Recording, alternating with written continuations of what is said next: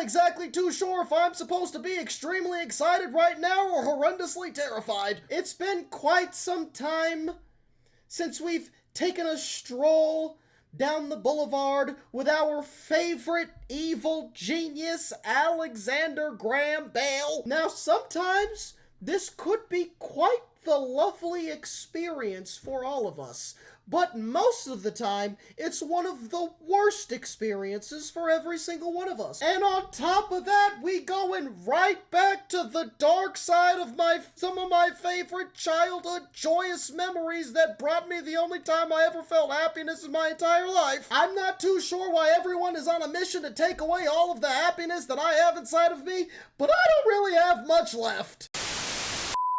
The Pixar metaverse theory, an alternative to the Pixar theory. Why we got so many theories, dude? Why do we keep dabbling in so many theories, dude? Why do we keep doing this? Why is it muted? Why didn't you tell me it was muted? Pixar theory. The Pixar theory. The Pixar theory. Pixar multiverse. Matthew! Oh, sweet Matthew. This video's 52 minutes long. This is the Pixar theory. The Pixar theory. The Pixar theory. Pixar multiverse theory. The Pixar theory. The Pixar theory. The Pixar theory. Pixar theory. Pixar theory. By far, the most popular fan theory of all time in any media is the Pixar theory. The idea that every Pixar movie exists in the same cinematic universe, and all the hidden Easter eggs referencing other Pixar movies are actually carefully crafted hints that can be used to explain how all of these very different movies Is this exist in okay? one. Is this a theory though, or I thought this was a thing? I didn't like the whole, like, they're all in the same universe, they're all connected. I thought that was like a thing. Like, yeah, like that's what it is. Like, is that just a, like, is that not a confirmed, like, real thing? I thought that was a thing. Universe. It was created by John Negroni and has since been restated and added on to by hundreds of different people across the internet. And for good reason. I think the Pixar theory is such a fun and clever way to think about these movies, and the amount of connections they were able to find is really impressive. But I also think the Pixar theory is fundamentally flawed. The theory heavily relies on the logic behind Cause Easter like eggs. even when I was like middle school, dude, I remember like people would talk about like, oh yeah, dude, the ball, the fucking the ball with the star, dude, is in like a bunch of the movies, and like the fucking Pizza Planet truck. You know what I mean? And it's, kids used to think it was the coolest. They're like, oh, I used to make it a mission. I used to try to find the ball, dude. When I would go and watch a Pixar movie, one of these anime, even if it wasn't a Pixar movie, because I was a dumbass little kid, dude. Even if it wasn't a Pixar movie, I would just, I would watch the anime, I'd be looking for the ball. Because I knew it'd be there. The Pixar movies to construct its narrative. I'm not really gonna explain the theory in this video, but stuff like the reoccurring By and Large logo being proof of machines taking over, or the fact that the witch from Brave somehow has a Sully carving being proof that she's actually Boo from the future. I'm not saying you can't use Easter eggs in a fan theory. I use them all the time. They are very useful in theory crafting. But if you're gonna claim this Easter egg as evidence in your theory, then how do you explain Boo having a Nemo toy in Monsters Inc., or all of these Bugs Life toys in Toy Story 2, or all of the other many references to other Pixar movies? You can't just say, oh, those are just fun Easter eggs referencing other movies, they don't count. If you're also saying, this Easter egg, now this one is actually proof of time travel and these movies being connected. Either they're all intricately placed hints about the lore, or they're all just references that don't matter. You can't have it both ways. And if we're being honest, 99% of Pixar Easter eggs are just references that can't be explained by any in-universe reason. And look, I just want to say, quickly, I love the fact that Alex is like this super, like, talented, professional, like, filmmaker, story builder, writer, crazy cinematographer, and I love how he spends so much of his time on animated Pixar theories and SpongeBob theories, dude. It's great. We need more of this, dude. We need less Oppenheimer, dude. We need more of this.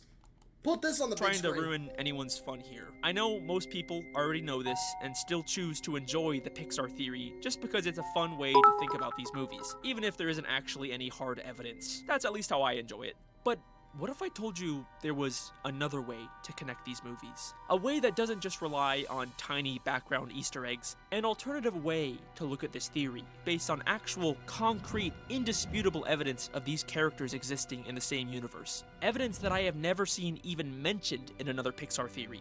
That must sound too good to be true. Of course right? he's got the There answers, have been dude. hundreds of different theories trying to connect these movies over the years. How could I'm there weary. possibly be I'm any- weary that this is gonna take me on another journey that I don't want to go on, dude. Fighting another foe that I don't want to fight, dude. I swear to God, listen. I swear to God, anything else to say? Well, I'm losing my what if I mind. told I you can't do it. we've all been looking in the wrong place? This is Alex Bale's Pixar Metaverse Theory. I'm calling it Alex Bale's Theory, by the way, so that if all these other Pixar theory channels start covering it, they gotta give me credit, okay? This is my theory. You want to eat the best, but The only sick and twisted mind that this could possibly be pulled from is his. So, this tells me we're gonna be on for one of the most wildest rides that we've ever been on, dude. One of the most wild rides, dude. The only mind that could come up with something so devious as this, dude. cooking is a mess. Frozen store-bought meals seem easy, but the results will make you queasy. Not anymore. Introducing Factor Meals, America's #1 ready-to-eat meal delivery service. Factor's delicious chef-prepared meals take the guesswork out of eating well, so you can eat healthy without the hassle. And that's not all. There's no prep work, no mess. Is this Factor a meals arrive sponsor? prepared I and love the ready to eat in infomercial. just 2 minutes or less. That's right, just 2 minutes or less. But 2 we're not done minutes? yet. Factor offers over 34 nutritional meal options and Oh over my God. 36 add-ons If I like call now, do I get 2 meals for the price of 1 and a free spoon with it, dude? I used to love those deals. Is Billy Mays gonna come on here, dude? smoothies, keto shakes, desserts, and more. I love Factor meals because they taste so good and they're super convenient for my on-the-go lifestyle. That's right, it's me, Alex Vale. I've been speaking this whole time. This is what I sound like now. I just started talking like this and now I can't stop. Jesus Christ. Please help me. And that's not all. If you use the link in the description or scan the Dude, QR Alex code, you is can a get freak. 50% off your first Factor box. That's right, 50% off your first Factor Dude, I box. usually And if you're skip still not sponsors, but this convinced, is we'll good. throw in free wellness shots This for is good. life. That's 2 free wellness shots from the 3 available flavors in every order. But this incredible offer won't last. So use the link in the description or scan the QR code with your phone You need now. a Offer white only valid for woman new customers to with qualifying auto-renewing completely, subscription purchases. See terribly factor75.com/terms for over-exaggerate details. Please irrelevant help to me. I'm this. trapped inside of an You know what I infomercial. mean? I'm in horrible pain and all I see is darkness. You know, Hey, me before too. we start the video, I On just the want to say inside. I'm back to making theories. This is not a part of the Don't Feed the Muse ARG. That series is over, and I am done making SpongeBob theories. But I do have one last special thing planned For for the you sake of SpongeBob my theory sanity, dude, fans. thank I'll talk you. about that a little more at the end. Let's finally begin the Pixar Metaverse theory.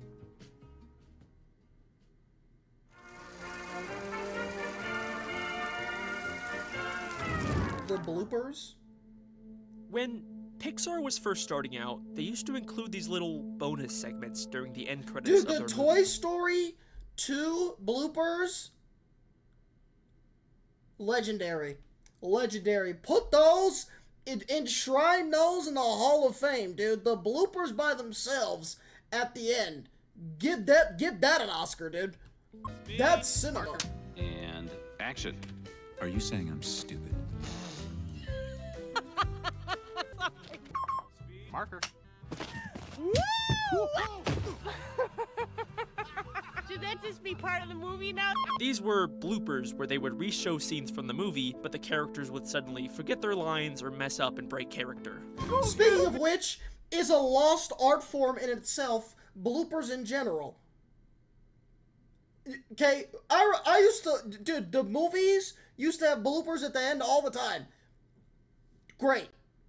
Great. Sometimes they would put them in the DVD. You know what I mean? You buy like the DVD, you can watch the movie, it's got like deleted scenes, it's got bloopers, it's got like some interviews or whatever, you know what I mean? Bloopers are a lost art in cinema, dude, in my opinion. Truly. Mr. Solomon, Truly. you idiot! It's Sullivan, not Solomon! What? You're messing up the scene! Sorry! We're never gonna work in Hollywood again! Does this mean we can break for lunch? What? What's so funny? Woody! It's something you'd expect from a live-action movie with real actors, but these are obviously animated movies with fake computer-generated characters and environments, meaning the creators went out of their way to make these fake bloopers just to make the movies feel more real. They even sometimes show the crew filming them. Now obviously, these are not canon. They're just funny gags where we get to pretend like the characters are real actors on a real set. It's something that other animated movies have also done. 1527, take one. That's close as I can get right now. I'm on a seafood diet. I see seafood? Never mind. But if that's the case, if this is just a random throwaway gag for the credits and not Do something you we should think- actually... Do you think that those, like, they were actual bloopers, you know what I mean? Like, during the filming or recording, you know what I mean? But because they're voice actors, it's not like, you know, a blooper. But, like, they just took the blooper and put an animation on it? That's what I think. think about. You know what I then mean? Why did the creators go out of their way to make the crew filming A Bug's Life also bugs? Actually, it wasn't even my idea. It's a weird detail to include for such a quick little nothing gag, right? But this detail has some very interesting implications for this weird little meta alternate universe where all the characters are just actors who know they're filming a movie. Like, this has to mean that in this universe, these actors are actually real talking bugs, right? Like, I first assumed maybe the implication was that they were just like humans in bug costumes, but there's no way the crew would also be in costumes too. So this means that they must all be real talking bugs. They are bugs. We are looking at a It's universe Bug's where Life. talking bugs are making movies about talking bugs with tiny cameras and tiny film equipment. And they're not alone. The Monsters Inc. Okay, bloopers- dude, this is gonna start looping into that. What was that one we watched? The TV theory, and they're like the people are filming a TV show of themselves. Dude, I swear to God, I can't. My brain can't handle all that again. And this video is just as long, dude. I'm gonna have a short circuit by the end. You're gonna see it. You're gonna see it.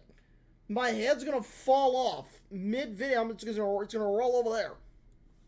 also feature monsters on the crew filming the movie. And while we don't fully see the crew in the Toy Story bloopers, and they seem to have human hands, they're the same size as the toys, and in one shot, if you look closely, we can see enough of the arm to reveal it as the exact same weird bendy elbow that Woody does, meaning they are all And the hand, it's like a actually plasticky toys. All of hand. these fictional in-universe movies are being filmed by the actual talking sentient creatures from their respective movies, meaning talking bugs, toys, and monsters all actually exist in these weird meta blooper universes. Okay, that's pretty interesting, but why does any of this really But matter? is the blooper universe separate from the regular universe?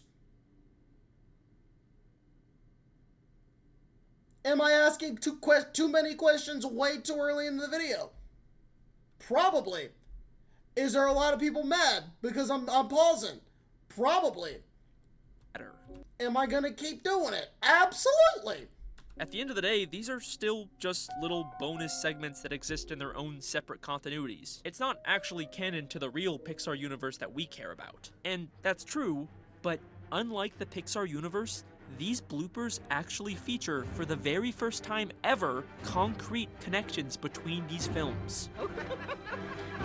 Dude, whenever he does the thing where he brings the music up, the epic music up, it's silent, there's like cymbals that play, and then he drops an absolute bomb. He drops an absolute Oppenheimer Hiroshima on me, dude. Every time. He does that. You know, I can't believe he's about to drop it, dude. You better strap in. Hey, how was that? Woody shows up as a crew member on A Bug's Life. The bugs show up in Toy Story 2, and Rex shows up in the Monsters, Inc. There's the fucking And these are not just bomb! little background references. These are indisputable crossovers where the characters interact with each other. So no, this is not a theory about how the story in the Pixar movies connect. This is a theory about how the Pixar metaverse, the fictional universe where all of these stories are just movies filmed by live-action actors, connects together. And believe me, there is so much more here than you would ever realize. This is what I'm talking about. This is, why'd you have to do this? Why did you do this? Like, why? Like, why? Why are we doing these things? Why? Before we continue, I just want to say that this theory does not— We used to be hunters. We used to be hunters, and now we are psychotic Pixar theory makers. Replace or disprove the Pixar theory or any other theories about these movies. Just because they acknowledge in the lore that these are just fictional movies doesn't mean you can't still theorize about the fictional movie plots. Also, as I'm recording this, I did just find out that another YouTuber, The Theorizer, did kind of briefly mention the blue— I know that guy! I know that guy, our favorite mad scientist, dude. The crossover! The greatest crossover since Jimmy Neutron and Timmy Turner, dude. Since Power Rangers and Ninja Turtles. Let's fucking go! Recording this, I did just find out that another YouTuber, The Theorizer, did kind of Let's briefly mention the go. bloopers in his video, and his Pixar theories do get pretty meta, but as you're about to see, my theory goes in a very different direction, and as far as I'm aware, no one's ever actually talked about the literal crossovers in these bloopers. But you know what, still, go check out his video, he's got some fun stuff, go ahead and compare it to mine, and check out any Pixar theory I show in this Fucking video. I Mort! think they're all I really still cool have and definitely nightmares. worth a watch. Also, Mort, now that we're getting— Mort is gonna be attached to me for the rest of my life. I hope you know that. You did this to me. You did this to me. Meta, we're doing kind of a television theory. I just want to clarify that when I talk about Pixar Studios from now on, I'm referring to the fictional in-universe Pixar Studios that is implied to exist in this metaverse. I am not trying to make any claims about the real-life Disney Pixar Studios. I am strictly theorizing about fictional lore here. Please do not sue me, Mr. Mouse. Let's continue. Oh, it's over, dude. We're never hearing from him again, dude. We're never hearing from him again. And it's gonna be easy for them to frame the headline, dude. Escaped deranged maniac found dead in the woods, dude. So, from now on, I'll be referring to this connected, behind-the-scenes cinematic universe as the Pixar Metaverse, a term I'm blatantly stealing from Quentin Reviews. We now know for a fact that the world of the Pixar Metaverse has actual talking toys, bugs, and monsters that all coexist and make movies together about talking toys, bugs, and monsters. Unfortunately, only these 3 movies had these bloopers, so we don't really get a ton. Oh, I look at these movies. He's like flashing all these movies. Dude, I wish I could watch all of these again, like through my child brain. You know what I mean? Cause like watching it now is one thing. Like now, like it's cool because you could pick up on like little funny adult innuendos or whatever. You understand details a little bit better. But like, dude, when I was a kid, I loved this shit. And I just wish I could, you know, watch it with the same, like, you know what I mean? The same gaze. The same brain functioning. You know what I mean? Dude. Ton of information about how this metaverse world works. It seems like the main difference between the metaverse and the world of the Pixar movies is that humans are most likely aware of all of these talking creatures' existence. We don't see any humans in these bloopers, but the fact that humans are also Inside acting Out in these 2, but that's what I'm saying. Like, Inside Out 2, like, I'm gonna go watch the fuck out of Inside Out 2. I'm gonna go watch I'm showing up in a suit. Are you kidding me? I'm going to the theater. They got reclining seats, and the butt heats up, dude. Oh my god. I'm kicking my feet up. I'm smuggling in a giant king-size Reese's. It's gonna be great, dude. It's gonna be great. But, like, still, I feel like when I go watch Inside Out 2, and, you know, I watch it, I enjoy it, I do whatever, right? It still isn't the same kind of feeling as if I were to go as a kid and watch it, you know what I mean? Like, kids are gonna go and fucking love this Inside Out 2 movie, probably. I don't know. It's not out yet. I'm just assuming. You know what I mean? I thought the first one was great. You know what I mean? But, like, I'm jealous of I'm not jealous of children very often, dude. You know what I mean? You know me. But I'm jealous at how, the kids get to watch this movie as kids. You know what I mean? And it's like, it's just like a different vibe, I think, you know? Movies seems to imply that they're working together. One of the monsters even says they're working in Hollywood. You're messing up the scene. Sorry. We're never gonna work in Hollywood again. So yeah, humans and talking toys and bugs and monsters all peacefully coexist in this world. And even though we never see it, I think there's a good chance that talking rats and fish and maybe even superheroes all exist in the same world and everyone knows about it and it's not a big deal. There would be some exceptions like the films that depict entirely different worlds. Could you imagine? Even if the world we just existed in a world like this. We just lived in a world with talking rats that could cook up 5-star, put Gordon Ramsay out of fucking business. You know what I mean? Turn Gordon Ramsay into the next war criminal, dude. Literally talking sentient vehicles, running NASCAR races, dude. We're just like, yeah, dude, it's just a thing. It's just a thing. You get on the bus to go to work in the morning, and there's like a weird monster, like, sitting, like, next to you. And it's just like, yeah, it's just a thing. In those movies are fictional. It's In just this metaverse, dude, I don't see... dude, you're on to something with the aunties and the moms, dude. Listen. Why there can't also be talking cars and robots Absolutely. and even straight up magical creatures just walking the streets. You know, if magical talking toys exist, I feel like they all could exist in the same world at the same time, peacefully coexisting. And that's where I was gonna end the Pixar metaverse theory. It's not the most complicated, in-depth idea. It kind of just explains itself once you think about it. But hey, I'm not complaining, dude. you know? Easy theory We're done, means right? easy video. I got no problem with that. Great, I'm happy. But then, right when I was about to record this video, I felt a little itch in the back of my head. The same itch you get when you look at bad mocap animation or an unlicensed knockoff of a popular character. Yeah, I got one of those itches in a spot, dude. I've had it for a couple weeks now. You know, I think I need to get it checked out. You might need to do the same thing, Alex. That tells you there's something off here. That behind the laughter and the kooky hijinks is something profoundly wrong. So I rewatched the bloopers over and over again. For weeks, I couldn't sleep without thinking about these damn bloopers. And then one day, I finally realized what it was that was bothering me so much. It was this one single clip from the Bugs Life bloopers. Okay. Marker. Everybody watch this with the keenest of eyes, dude. Single clip from the Bugs Life bloopers. Marker. Oh, wait, stop. He swallowed a fucking bug!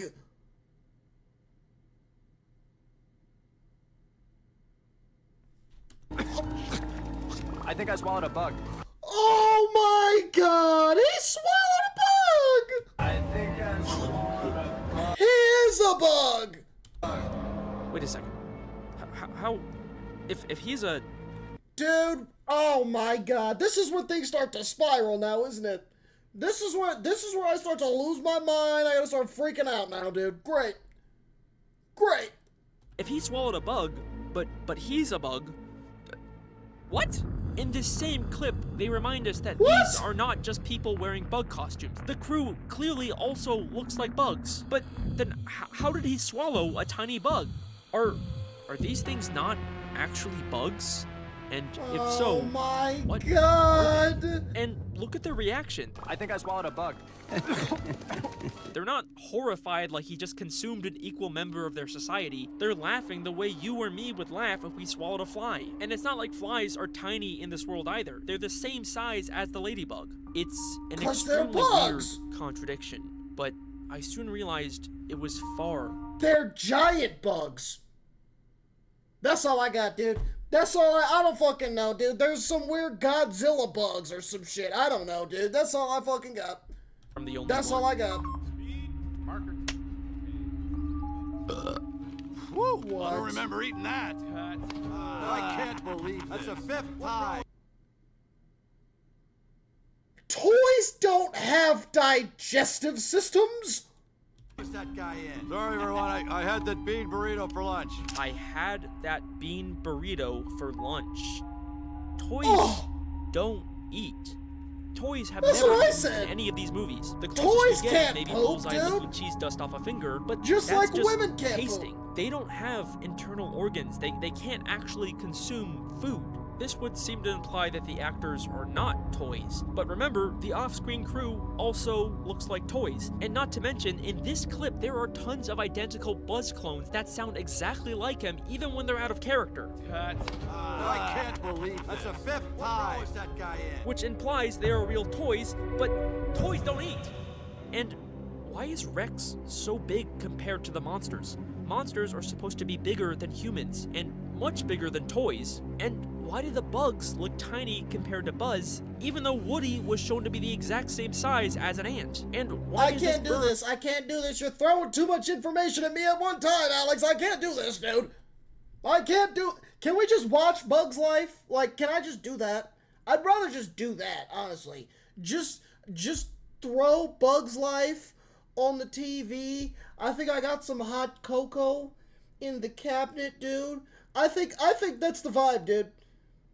I think that's the vibe, man. It's 10 o'clock at night, man. That might be the move. A mechanical robot when everyone else is a talking living thing. And wait. If they're just supposed to be actors pretending to be fictional characters, why does Buzz call Woody out of character? What? What are you laughing about? Huh? Real funny, Woody. Like, wouldn't Woody's actor have a different name that Buzz would call them when they aren't acting? What? What's so funny? Unless it's one of those, like, you know, the character's named after the actor. You know what I mean? Like George Lopez. Woody! Huh? Darn it, Woody! None of these bloopers make any goddamn sense. And the fact that they don't make any sense doesn't make any goddamn sense. Because the creators clearly went out of their way to add details to clarify the lore of this metaverse world, while also going out of their way to add details that directly contradict what they've set up. Like, literally, in the same shot, they're contradicting themselves. If they're not bugs, then just make the crew human, or just don't show the crew. You can't have both. Stop! Stop yelling at me! So, I think the answer to this is obvious. No, it's not! This is all just bullshit. You did not just make me... No. You did not just make me go through all of that just for you to sit here and tell me that this is bullshit! Okay, so I think the answer to this is obvious. This is all just bullshit. It's a kid's movie. They were just making random shit up. And I've wasted weeks of my life overthinking this. I'm gonna start crying. I'm gonna start crying here. Look at my face, dude. Look at my face, dude. I'm gonna start crying here. I acted all cocky in the beginning of this video, like, oh, I've discovered this amazing new evidence that no one was smart enough to even consider. But the reason why people don't consider these bloopers is because they don't make any fucking sense. And they only made 3 of these tiny little segments. We haven't gotten another blooper in 22 years. There is not nearly enough content here for me to make a proper theory. And even what we do have is full of contradictions. This whole video has been pointless, and I should just scrap it and work on something else. Dude, this is the story of my damn life, dude. Like, it's just pointless. Just a whole bunch of utter bullshit. Just wrap it up, dude. Wow. But then I got that itch again. Oh my god, dude. You might need to... My itch kept coming back too, dude. You might need to get some type of cream for this. Down the rabbit hole. This is how we got the itch in the first place. I wanted to scrap this video and work on something Going else, down but I couldn't shake the feeling holes. that there must be something somewhere out there that gives us just another glimpse of this behind-the-scenes metaverse world. So I kept searching. Searching and searching and searching everywhere I could think of. The Pixar Wikipedia, the Disney Plus spin-offs and short films. I even watched fucking Mater's Tall Tales, and there was still nothing I could use. But then I realized Mater's Tall Tales, don't sleep on it, dude. Place. Pixar always re-releases their movies on DVD, and a lot of these... What did I say about them DVDs? What was I just saying about them DVDs? The bonus content. Remember I was talking about the bloopers? I was like, it's a lost art. The DVDs, they got the bonus footage and the deleted scenes. And I was just saying that. These DVDs have y'all gotta listen to me more. Special features and bonus content like creator interviews, deleted scenes, old promotional material, and most importantly, the blooper segments. If there's more metaverse It's almost like I content out listed there, all I those bet things you exactly. it's on these DVDs. So I bought as many DVDs as I could find and started looking through every single menu item until I found a little Where do you get all those? something called... And I feel like you kind of have to try to get the old ones too. You know what I mean? Because like, don't they change new ones sometimes? You know what I mean? Like, cause they could, like, you could buy a new Cars DVD, but like it doesn't have like the same content as like the original one. I don't know. Is that a thing? That's a thing, right? You gotta hit the thrift, dude. Hit the Goodwill. Find a yard sale. Character interviews. We've arranged to go live via satellite to the stars of Toy Story, Woody and Buzz. Hello, guys. Hello. Hello. The Toy Story, A Bug's Life, Finding Nemo, and The Incredibles DVDs all feature character interviews. Thank you for letting us in on the set. Hi. Hello. This is a set for Andy's room. It's where all us toys live in the movie. Oh, well, you know, we really shouldn't give too much away. These are interviews with the animated characters talking with real live-action humans trying to promote their movies. Come see Toy Story 2.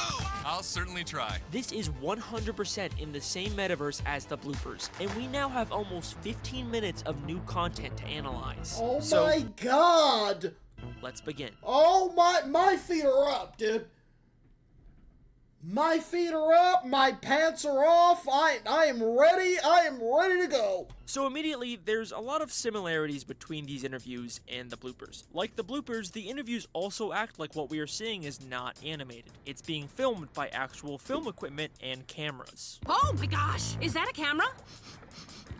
Hi, I'm Dory. And again, even though the characters are presented as actors behind the scenes, they still have the same names as the characters they play. My name is Flick, and I guess you could say I'm the... So does this mean that I can hit up Elastigirl in the DMs?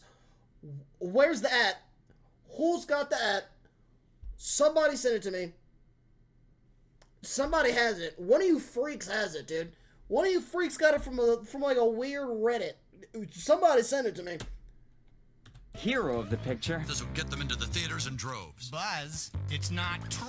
Now, the Toy Story, Bug's Life, and Finding Nemo interviews don't really tell us anything that we didn't already know, but the Incredibles interviews are very, very interesting.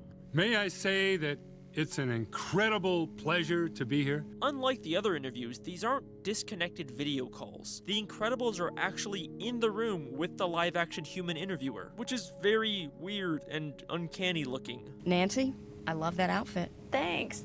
Elastigirl, good to see you. You look great. But even stranger, when asked about being in these movies, the Incredibles have a very different response. Now that you have finished filming The Incredibles, are you looking forward to getting back to your regular life and settling down a little bit? I didn't really make the movie. This whole movie is a cartoon, you know? It's a cartoon. It's a computer-generated, exaggerated thing. Unlike every other instance of the Pixar metaverse, The Incredibles claims that their movie actually is animated. No, it's a cartoon. It's animated. Man, I'm not in the movie. It's a cartoon. Do I look like a cartoon to you? They are very insistent that The Incredibles movie is just a cartoon that they didn't even act in. It was just something inspired by their real lives. I mean, I didn't really do anything. I mean, they paid me a fee to use elements of my life story. Oh We just my get Pixar god, permission dude! to be So it's, dude. It's like those what are those movies called? Those biopics. There's one for like Tupac and Biggie. You know, Straight Outta Compton. So this is Pixar's Straight Outta Compton, dude.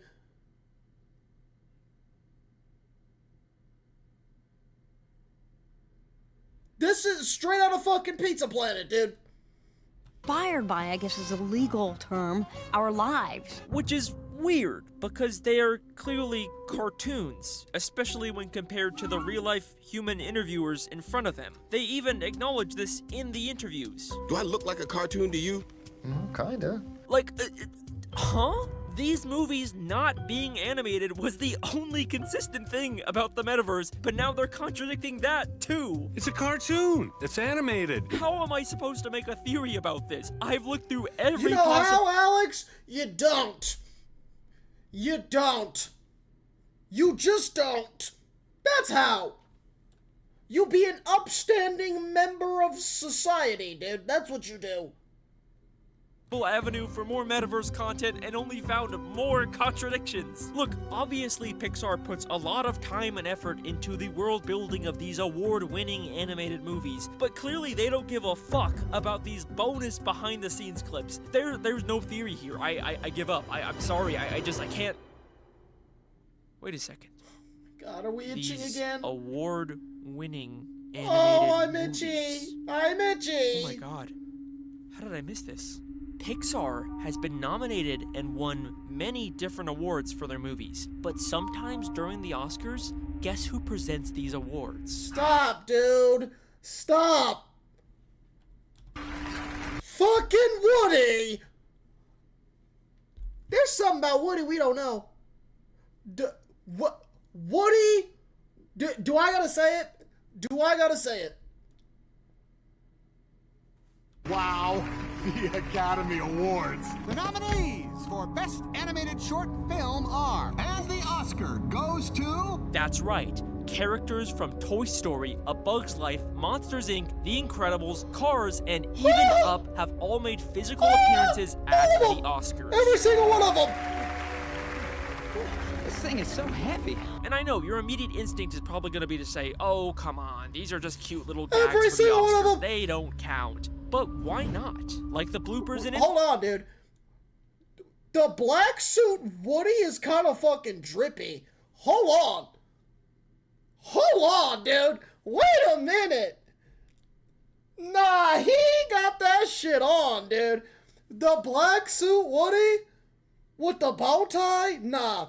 This is fucking clean. This is fucking clean.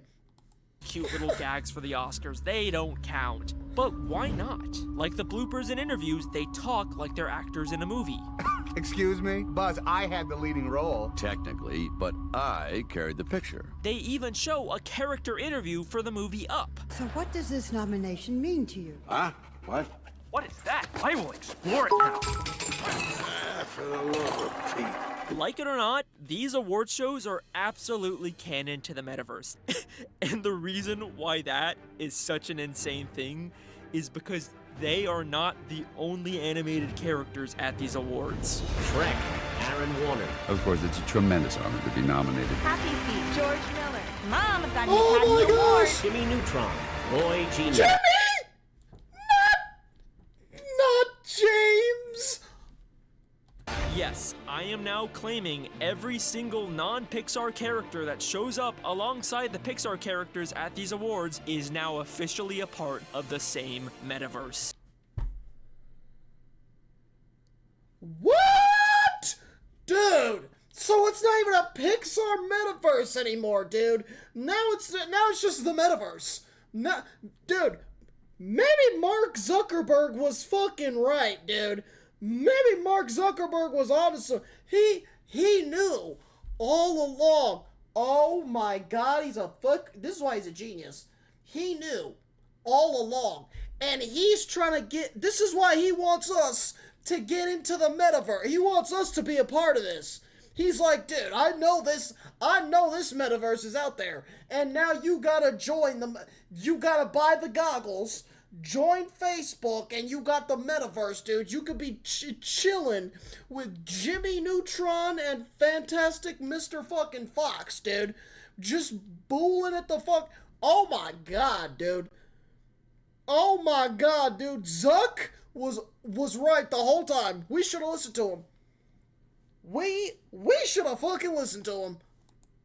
Look, they even interact with each other. Mike and Sully react to losing Best Animated Picture to Shrek, and Lightning McQueen literally talks to Happy Feet. Whoa, look at you. Cow. This is no longer the Pixar metaverse theory. This is now just straight up the animated movie metaverse theory. God. It's all canon. They're all connected. I swear to God, if he shows me some crazy shit, if he shows me like some clip from fucking Jimmy Neutron and it's got like Shrek in the background, I'm not wearing pants. I swear to God, I'm getting up and I'm making my ass clap. Swear to God. Swear to God. Alright, so let me pause for a second. I may have just lost a few of you guys there. At this point, you might be realizing that I haven't really done a lot of actual theorizing yet. I've kind of just listed off a bunch of increasingly absurd and contradictory facts, and now I've just gone and connected a million other franchises from other studios. Like what, do I have to buy all their DVDs now too? Well, first off, I'm still gonna mostly just focus on the Pixar characters. Technically, yes, all of these movie characters are now connected in the metaverse, but this is still just a Pixar theory. But more importantly, we are finally done searching for new evidence, and we are ready to start the theory that I've been building up to for this entire video. Now and that's this because is the point. This is the point where we lose all of our marbles. Every single one. I've got a lot of marbles, dude, and I'm about to lose every single one of them. Shows is a single clip that can be used to explain every single loose end and weird contradiction in the metaverse. A clip that fundamentally changes our way of viewing this world. The clip I'm referring to is the presentation for Best Animated Short Film from the 71st Academy Awards.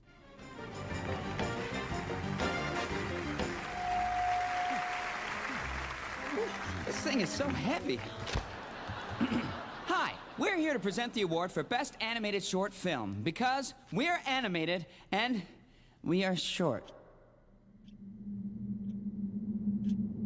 For the first We are animated! time ever, Flick refers to the Bugs Life characters as animated. We're animated. And at first, this just seems like another contradiction in the massive pile of metaverse contradictions. But this little piece of I don't know how significant this is, but I feel like it's pretty important. Information can be used to solve everything. How could Flick possibly be animated if he's physically on the stage at the Oscars in front of a crowd of real human beings? And I'm not asking how is this literally done in real life. I know it's all just special effects and none of this is actually real. I'm asking, in the lore of the metaverse world where all of this is canon, how could this possibly make sense? How could any of these actors be animated when we are shown time and time again that they are real, physical, living things that can actually interact with the real world and require a crew and equipment to film them? Because we're animated. Because we're animated. What does the word animated actually mean? We assume it means just a fake CGI I don't know, dude. creation, I failed but English. the word literally means full of life. So here is the actual theory I've been building up to for this entire video. Oh, God. Every actor we see in the metaverse is animated, but they aren't just soulless computer programs. They are actual living things that can physically exist and interact with the real world. Just like in real life, all the characters were created by Pixar to star in their movies, but in the metaverse, Pixar actually somehow physically brought them to life. This is supported by a little comment Carl makes during his Oscar interview. So this is like some... Okay, so they're animated, but they're animated in, like, the real world. So this is like some Roger Rabbit shit. This is like some Space Jam shit where they're animated, but they're in the real world. But they're still animated in the real world. Okay. I'm following. I get it. I will explore it now. For the love of Pete. For the love of Pete. Carl says, "Ah, for the love of Pete," which Who's Pete? is another way of saying "for the love of God." But I think Carl replacing the word God here with Pete is also a sneaky little. But what if it's Pete and his sake? You know, for Pete's sake. What if it's that same Pete? And he's talking about Pete. Is Pete God? Is that God's real name? Is God's real name Pete? Has it been Pete this whole fucking time? That's the almighty being, the higher power fucking Pete, dude. This is who we're praying to, is we're praying to Pete. We're praying to fucking Pete, dude. Oh, Pete, please, cure me of my illness, dude. Fucking Pete. The fact that the director of Up was also named Pete. Up, directed by Pete Docter. So, in the metaverse lore, Carl is essentially saying that Pete Docter, the director of Up, is his god, aka the person who literally Pete is God! Dude. Created him and brought him to life. So no, this metaverse is not a world. So, do they have, like, different, like, the Greeks? You know, like, you've got Pete, the god of Up, right? You've got, like, Jim, the god of Incredibles, right? You've got, like, Steve, he's the god of Ratatouille. Is that how that works? Is that how that works? And they all have the same types of weird, like, commingling relationships, you know what I mean? Like, Pete and Bob end up, like, having a child, and that's, like, Stephanie, and she's, like, the god of, like, Wally, you know? You know, and then their children, right? Like, the demigods are, like, the Disney Channel shows, you know what I mean? You know what I mean? Like, the god of the Incredibles and the god of Nemo, they fornicated and made, you know, they made The Sweet Life of Zack and Cody.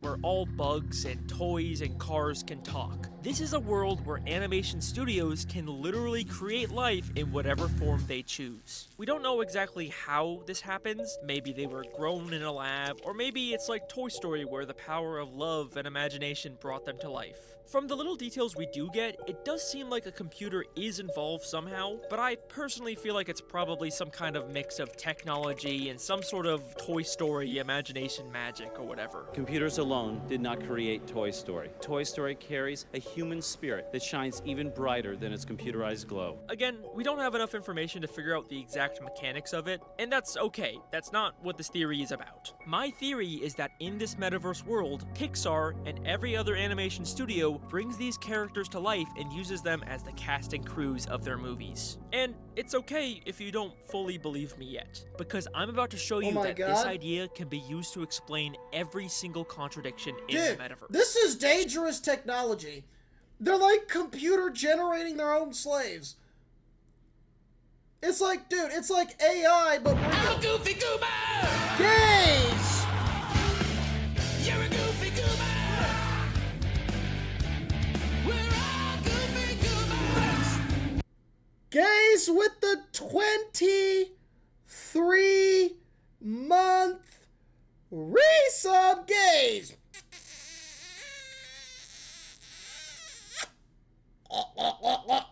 Fucking gays, dude. Fucking gays. What's up, dude? This idea can be used to explain every single contradiction in the metaverse. So, let's take a look. First off, how does Slim swallow a tiny bug? How can I generate my own Mrs. Incredible right fucking now? Right now. Somebody show me how to do this right fucking now, dude. Right now. If he's supposed to be a bug. Dude, I'm about to spawn 6 Aunt Fannies right fucking now. I don't care. I don't care.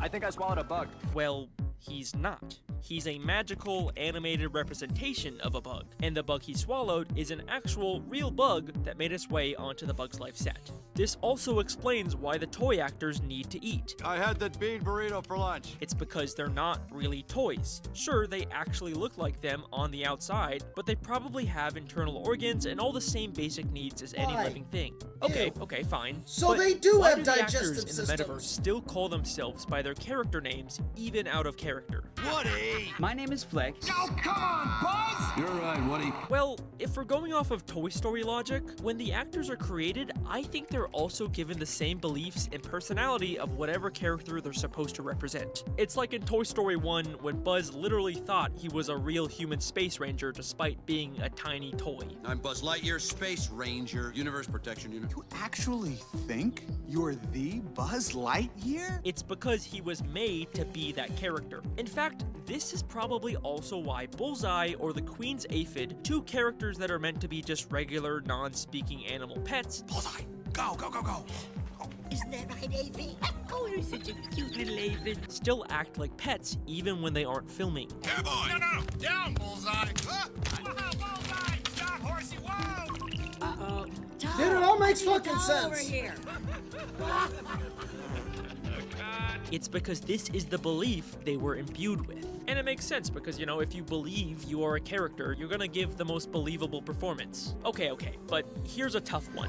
How come the bird from A Bug's Life was actually a fake animatronic robot?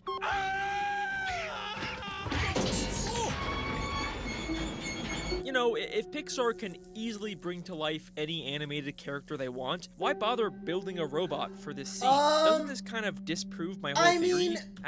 Because if you think about it, right, the characters that they create are like sentient, like humanoid type of things. You know what I mean? They're conscious. They have like, you know, thumbs, and they walk on two legs, and they speak English and that type of stuff, right?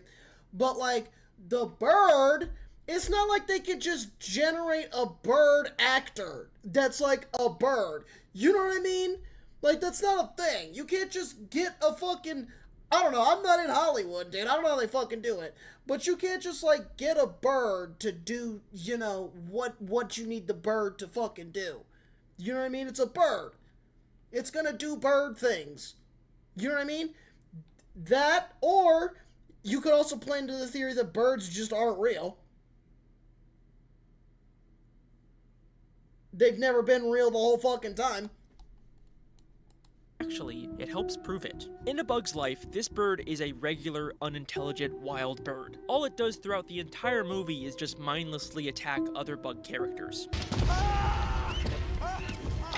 So, if Pixar was to actually bring this bird to life, it would always have the belief that it's just a mindless wild bird that wants to eat bugs all the time, even when they aren't filming, just like Bullseye or the Aphid, which would obviously be way too dangerous for a film set full of bug characters, hence why they have a fake animatronic bird instead. Starting to all kind of make sense, isn't it? That makes a lot of sense too. Why are the sizes Okay, of I've the got toys, critical thinking bugs, and skills. monsters all so inconsistent in the bloopers? Well, if Pixar can create life in any form they choose, there's nothing stopping them from just creating an extra small or extra big copy of a character. In fact, we already know Pixar sometimes makes many copies of the same character. I can't believe this. That's the fifth time. What row is that guy in? And the two instances where we see these size differences are both jokes that rely on the characters being way too big or small. Hey, Ted! Good morning! The gag just wouldn't work if they were all the same size. So yeah, I think Pixar just created extra small Bug's Life characters or an extra big Rex just for this. Can I get an extra large Mrs. Incredible? Whoa, now we're fucking talking. Now we're fucking like a 7 foot tall Mrs. Now we're talking. Now you're speaking my motherfucking language, Alex Bale. Now we're on the same page, dude. One gag. Or honestly, this is probably just the same giant Rex from the opening of Toy Story 3. You fucking got me. Alright, cool. So this theory seems to fix a lot of the weird, small contradictions in the bloopers. But what about the biggest contradiction in the entire metaverse? The one I've been avoiding talking about. I'm of course referring to The Incredibles interviews. This whole movie is a cartoon, you know? They paid me a fee to use elements of my life story. I was paid to allow this fiction to go forward. Man, I'm not in the movie. It's a cartoon. Do I look like a cartoon to you? My theory lines up so perfectly with everything in the metaverse until we get to these damn interviews where they're like, no, we're not animated, we're not cartoons, we're real people just like you. We weren't even in the movie. It was just inspired by our real lives. And yeah, it probably would ruin my theory if it wasn't a damn lie. You lying, deceiving bastard! I didn't even realize that! Frozone claims he's not a cartoon, and the interviewer Who's clearly that, does dude? not believe him. Do I look like a cartoon to you?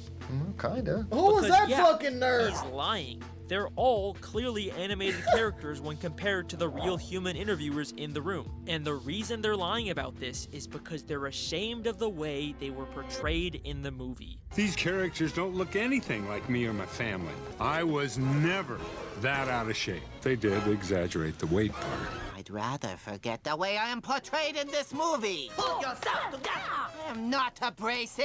I just wish the filmmakers didn't feel the need So to they was exaggerate big fat everything. capping the whole I'm not fucking saying the time, film dude. is libelous, but our lawyers are looking into it. I mean, just listen to how defensive they sound when they're trying to pretend like they're not in this movie. It's a cartoon. No, it's a cartoon. It's animated. Do I look like a cartoon to you? The Incredibles is a movie. And the interviewers don't even believe them. They just ignore them and There's keep like, yeah, asking you're questions full of about them bullshit, being dude. in the movie. This It's is really like, funny. I was gonna make the joke. I wasn't gonna make the joke, but I'm gonna make the joke, dude. I'm gonna make the joke. I was gonna say it. Dude, interviews ruin everything. Look at what they did to, look at what happened to R. Kelly, dude. Believe them. And it's They the just same thing, you know? Ignore them and keep There's- asking questions about them being I in didn't the want to movie. say it, It's dude. really funny. It's a cartoon. Okay, you look really pretty great in this movie. I'd put my money on maybe special training? No, it's a cartoon. Well, you know what they say, the camera adds 10 pounds. This whole movie is a cartoon, you know? There were a lot of scenes that looked quite dangerous in this movie. How'd you pull it off? The obvious subtext of these interviews is that they are all trying to hide the fact that they are the animated characters that were in these movies. So no, this does not contradict my theory. Okay, so that is my metaverse theory. We now understand what these actors really are, and we've been able to explain every contradiction. There is clearly a consistent internal logic to these clips. But I didn't make this video just to explain away a bunch of inconsistencies and a few random bonus clips. If that's all there was, then I wouldn't have even bothered making this video in the first place. The real reason I am making this theory is to answer a ruin my single life. question. What is the relationship between these living animations and their creators? Now, this may seem like an innocent question at first, but understanding this relationship is key to unlocking the full truth behind the Pixar metaverse. Trust me, you have no idea how dark things are about to get. Oh my gosh. Dude! The system is rigged. Like, how much more deeper could we possibly go? In the Toy Story Like, movies. What a bit. This is not a rabbit hole, dude. This is an abyss that you just plunged into head first, and we're free falling with no end in sight, dude. We're free falling in pitch black. We don't know which way's up or down. We don't know which way's up or down. We don't know when we're gonna hit the fucking ground, dude. We're just in a plummet right now. Rabbit hole. The hell? This is a bottomless pit. The toys kind of view the kid who brought them to life as a god, at least for the most part, and their entire purpose in life is to make their god happy. You're Bonnie's toy. You are going to help create happy memories that will last for the rest of her life. We're Andy's toys, Woody. We'll be there for him. Together. Rhino Stew made a great video talking about the religious themes in Toy Story. I highly recommend it. So did like Jessie convert? Is that how that works? You know what I mean? She like converted to Islam. She like converted to like Andyism. You know what I mean? Cause she was owned by that one little girl. You know what I mean? By that one little girl, and then her own god abandoned her. her own god abandoned her, and then she found the white Jesus, which is Andy. She found her Jesus, she found her Andy, and converted. Converted over to Andyism, dude. Is this also the case with these living animations created by the studio? Well, that's what I initially thought, but the bloopers paint a bit of a different picture. The actors have lunch breaks. I had that bean burrito for lunch. Does this mean we can break for lunch? Trailers. I cannot work like this. I will be in my trailer. Even agents. Come on, monkey! That's it! I draw the line at monkey. Get my agent on the phone! And even other acting jobs that they're able to take outside of the Pixar movies. What are you gonna do next? Well, I'm up for this villain in a toothpaste commercial. Wow, really? That's great. And also, the fact that Pixar took the time to build an animatronic bird for A Bug's Life implies that there is some kind of safety requirement on these sets. So, these actors are not slaves. So it seems like OSHA they have the still same applies agency, here. free will, and rights that any human actor has, including a reasonable expectation for safety. They probably even get paid, which is good because, unlike in Toy Story, these actors need food and probably other basic essentials. I mean, come on, they're even showing up and winning awards at the Oscars. Their life doesn't seem that bad. If they've got that kind of food Could you in the imagine? green room, I can't wait to taste what they have at the governor's ball. So yeah, even though they were created by Couldn't you this- imagine? Dude, this is gonna spark like a whole new form of prejudice. You know what I mean? Like, them damn animateds, they took my job. Them damn tunes, them damn tunes took our jobs, dude. Those fucking tunes. Pixar's outsourcing our jobs to the fucking tunes, man. Studio for a specific purpose, it seems like these animations have a lot of say over how they're treated or what they do with their lives. Man, you know, fuck the I was tunes. kind of expecting like a dark twist where the animations would be horribly mistreated or something, but it kind of seems like everything's okay in the metaverse. But then, why do I still feel this itch? Why do I we're look at still these clips itchy. and still feel like there's something Oh, we very, got a bad rash very here, wrong Alex. But I checked everywhere. Everything points to them being happy and treated fairly. They have a good life. my They even get to God. accept awards at the Oscars. Wait, now we've got poor work. Are they gonna strike next, dude? Is poor working conditions? Wait, do they accept the awards? I mean, yeah, they show up when they're nominated, and sometimes they even get to present the award, so surely they'd be able to accept this great honor if they won, right? The Academy rules specify that animated characters must remain in their seats. Only real people can accept the award. We're already discriminating against the tunes, dude. It's already fucking happening. The Academy rules specify that animated characters must remain in their seats. Only real people can accept the Wow, award. dude. Huh. Wow. Is that actually a rule? That's very tunist of you. At the Wow. Oscars? Like, they'll allow them to present the awards but not accept them because they're not quote-unquote real?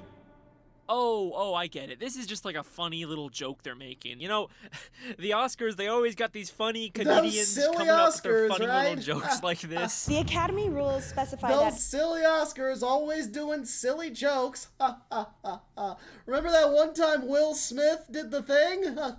animated characters must remain in their seats. Only real people can accept the award. Huh.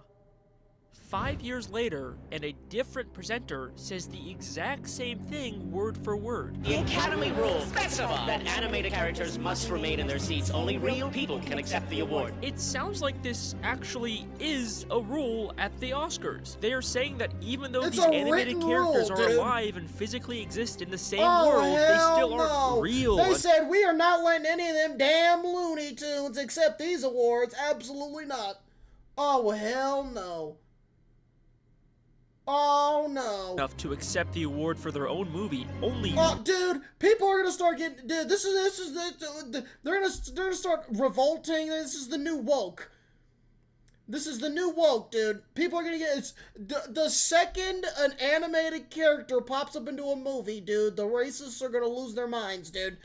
Real people are allowed to do that. And look, I know these presenters aren't actually trying to carefully set up intricate lore for the Pixar metaverse, but regardless, it's still part of the metaverse, and I'm gonna use it, intentional or otherwise, because just listen to what What's worse, a black mermaid or an animated cowboy, dude? Saying animations remain seated, only real people accept the awards. Doesn't that just sound like animated characters are viewed as some kind of lower class in this world? And even when they are allowed on stage to present the awards, we hear this. Now, a small favor of the winner. I realize this is your big night, you know, and stepping on the little people is a Hollywood tradition, but please, when you come up to accept your award, just watch your step. Thanks. They're afraid of real people stepping on them. Like, what? Of course, it's a tremendous honor to be nominated with such a prestigious group. What's the secret of Kells? These are all cartoons. I thought we got nominated like a real movie. Mr. Fox says, I thought we got nominated like a real movie. He's upset because he wasn't nominated for Best Picture, but instead Best Animated Picture. Because he knows in this world, animated movies and animated people are treated as lesser than real movies and real people. You know, which is true in the real world Oscars as well.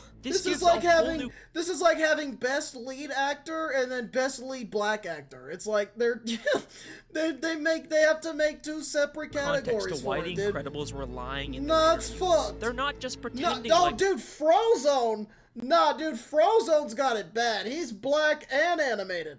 Oh no, it's over for him. It's over for him, dude. He's a toon and a coon. Oh no, it's over for him, dude.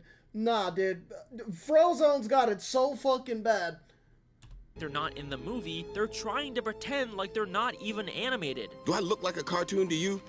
Kinda. The Incredibles are lying because of the way animated characters are treated in this world. They are clearly not considered the same as real people. Okay, so that all paints a pretty bleak picture of the metaverse world. But at least in the bloopers, when they're on a film set, it seems like they're treated pretty well. You know, they've got agents looking out for them and safety regulations. And yeah, that's all true, but now that we have this new context in mind, let's take another look at that Rex clip again.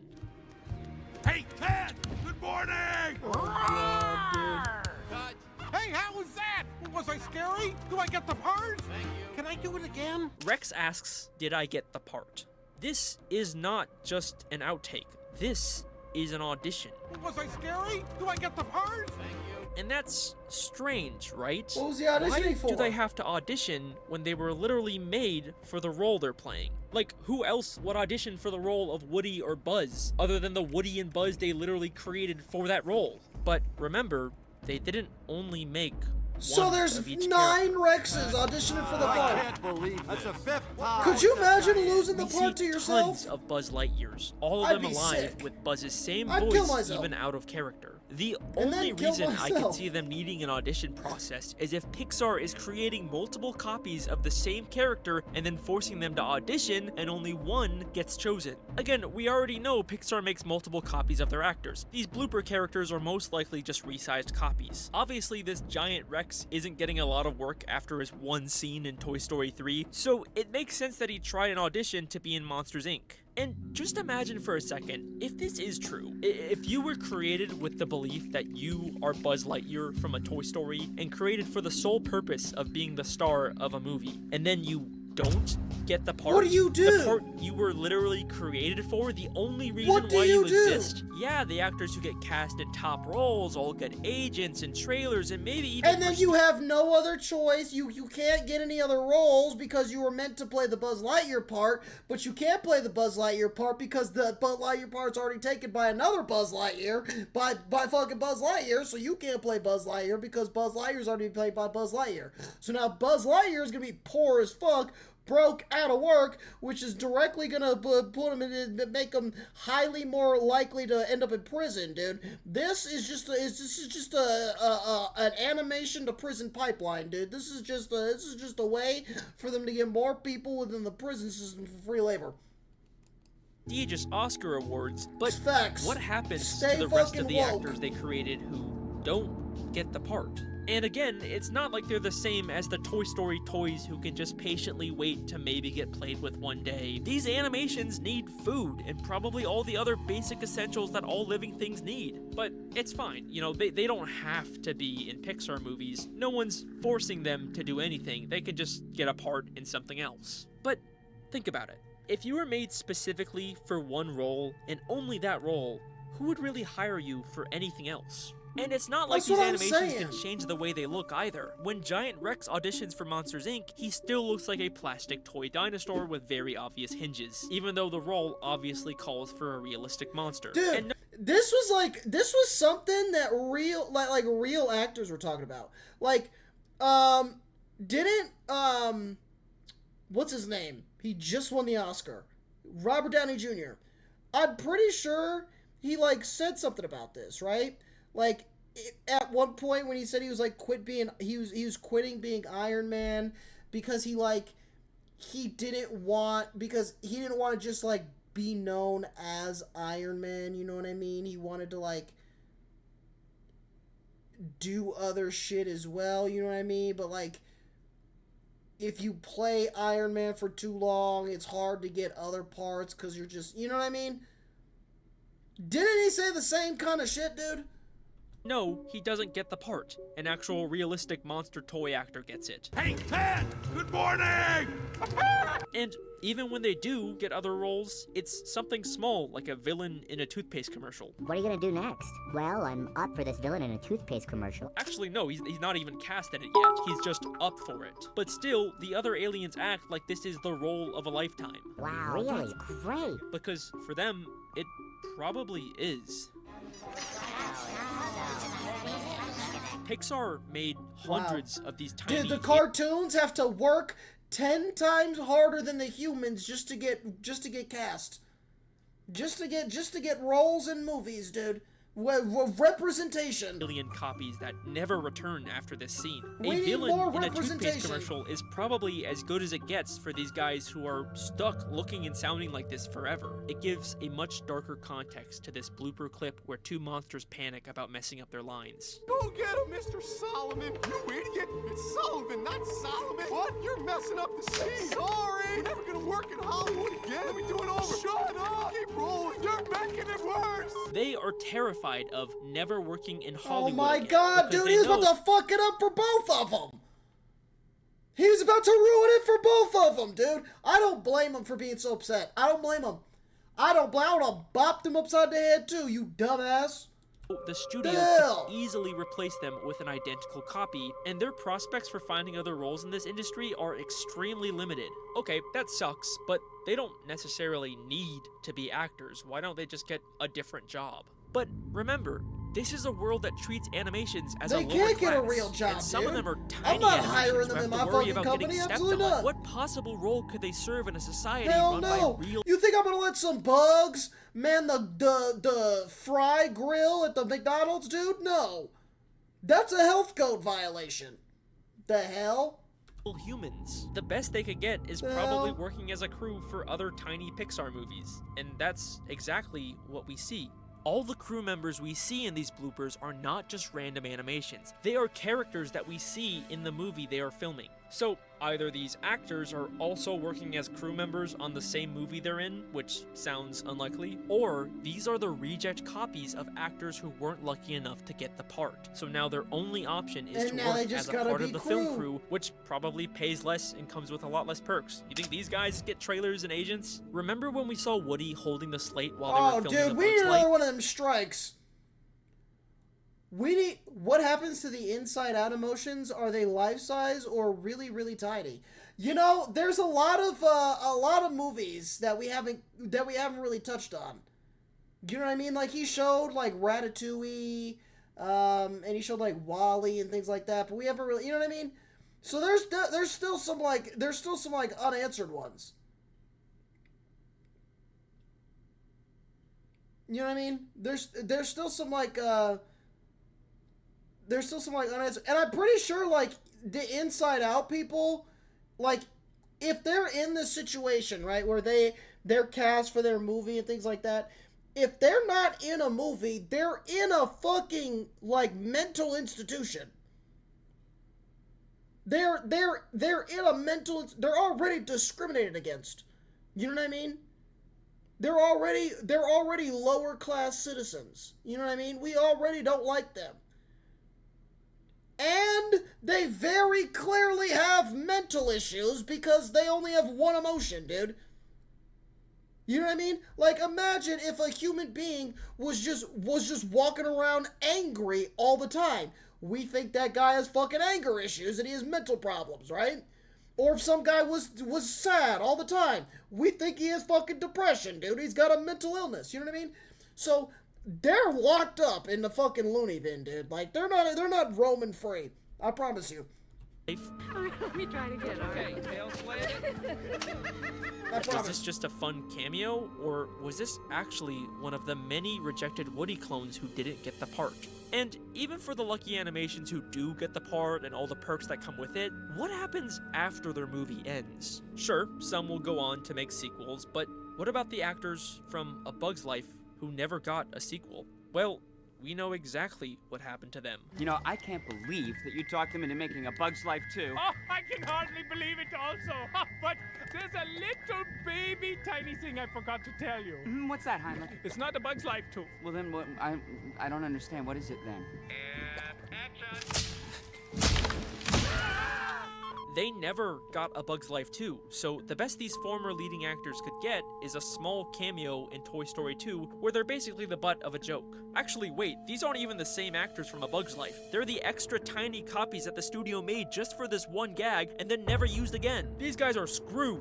Also, all of this recontextualizes a lot of the cameos or Easter eggs. They're petite too? No, they're not getting any, they can't get a job. They can't get a job. You can't man a forklift at that size. Nah, dude, nah. They gotta turn to a life. They gotta start their own like cartel at this point. That's really the only thing they can do. Honestly, like they should all just team up and just make their own like animation like cartoon cartel. That's hard. The cartoon cartel. Woo! That's fire. I just cooked with that one, dude. Cartoon cartel, dude. That's the fucking move. And they sell crack. Oh, that's the move. Dude, that's the fucking move. We see in Pixar movies. Hear me out. If they're willing to create living animations just for this one tiny gag that's barely visible in the actual movie, then what about the other many Bug's Life toys in the background of Toy Story 2? Are these just lifeless props, or are they actually living animations? I think every time we've seen a toy Easter egg from another movie, it's actually been one of the many animated copies who are only able to get acting work as a silent background Easter egg. Remember, none of these animations are being forced to do anything. They have their own free will and rights. They don't have to work on the crew or do these demeaning Easter egg roles, but what else can they do? They need money to buy food, but they're made in a way that makes them only useful to the Pixar studio. They've got the system rigged so that no one's being forced to do anything, no laws are being broken here, but they aren't really given any better options. There's even a really distasteful joke that was removed from new releases of the Toy Story bloopers that's clearly a reference to the casting couch. Prospector, how about you? And so you two are absolutely identical? You know, I'm sure I could get you a part in Toy Story 3. I'm sorry, are we back? Oh, all right, girls.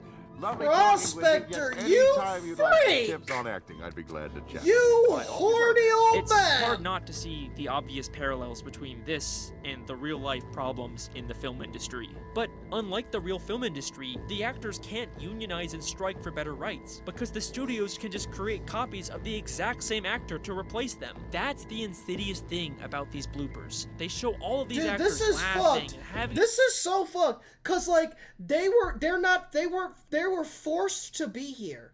They were forced to be here and forced into their specific line of work, and then when they're no longer needed, they are dumped off with absolutely no rights, no respect, and fully and utterly discriminated against. I don't think we've ever had a time like that in history at all. A good time on set. Oh, everyone's friends here, but it's all to hide the corrupt reality behind the scenes. That's the itch I've been feeling this entire time. It's probably why the in-universe Pixar Studios' first movie was Toy Story, a movie that more or less shows us how these actors were created. Except Pixar portrays all these toys as happily subservient to the humans who gave them life. Over in that house is a kid who thinks you are the greatest. Okay, here's a question for you. Actors were created. Except the monkeys, right? This also applies to the army men. The monkeys, right? Is this one monkey, right? Is this like multiple like each monkey is individual, you know what I mean? Like each individual monkey is each individual person. Or are the monkeys collectively the being? You know what I mean? Same thing for like the army guys. Is it like each army guy? Like one army guy?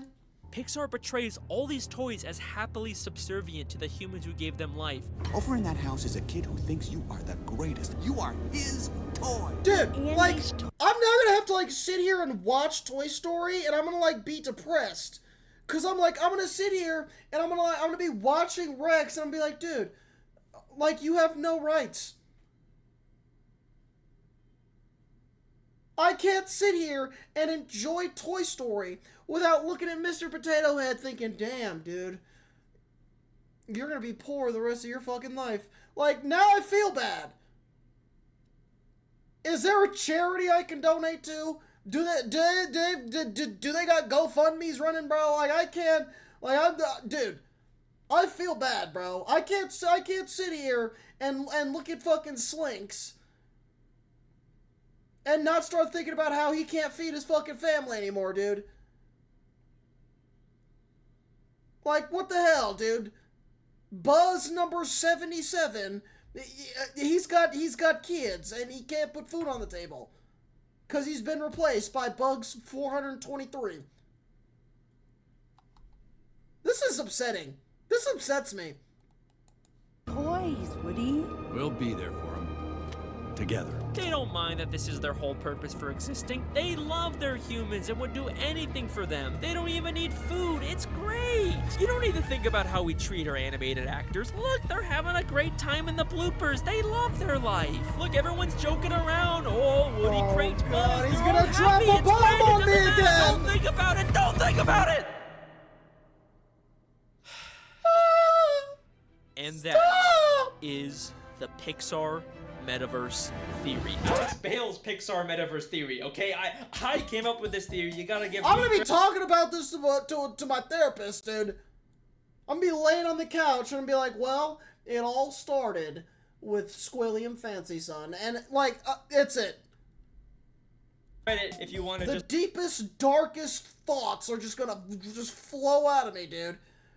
The therapist herself is gonna have a fucking mental breakdown. Restate it in your YouTube videos or your TikToks, okay?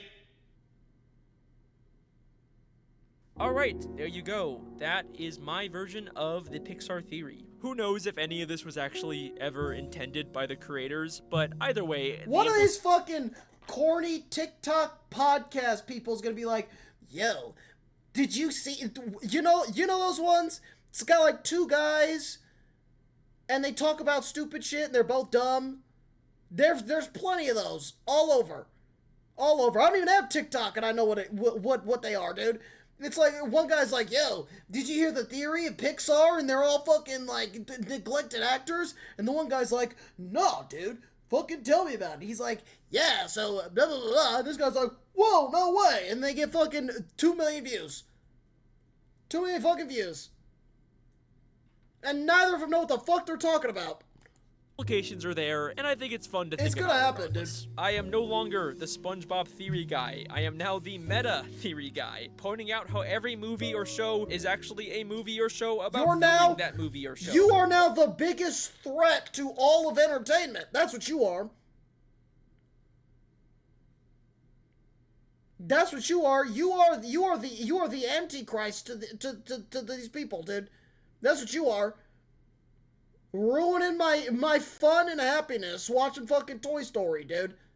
That's what you're, the guy that ruined happiness. That's what you are. Oh, it's meta! It is funny how many of these properties have a secret meta layer to them, and I wouldn't be surprised if I ended up making more theories about other topics essentially saying the same thing, but you know, it'll still be different and unique every time. I know I promised my next theory would be the big final SpongeBob mega compilation that reposted all of the old theories, but with new evidence and a bunch of new mini theories. You know, I was originally hoping that that would just be an easy cash grab video where I could just recycle old content, but it turns out I actually have a lot more to add to that than I thought. Yeah, the new bonus content alone in that is actually bigger than several full SpongeBob love a theories good cash combined. grab, so man. that video is gonna take a little longer to get out. Plus, I wanted to post a theory sooner after the big break I took to make Don't Feed the Muse 3. But what else can I say? Thank you for the support on the final episode of Don't Feed the Muse and my film What the Heck is Going On, which ironically has a plot that's very similar to this theory, so go check that out. I am currently working on my first ever feature film. Probably won't have any news about that for a while. Honestly, it'll probably just be like theory stuff on this channel until then. Yeah, I don't know. I got 2 other non-SpongeBob Give him theories the Oscar coming out. now, They're dude. really fun. What else? If you want to support me, I got merch. I got Patreon. A You can feature get access to film, video. dude. Give him the Oscar now. Dude, this theory's crazy. Cause like when he was saying, yeah, this is stuff nobody's ever talked about before, he wasn't lying. He wasn't fucking lying, dude. Not ever in my life have I ever heard that the Pixar characters are all cloned, enslaved actors with no hope for the future, dude.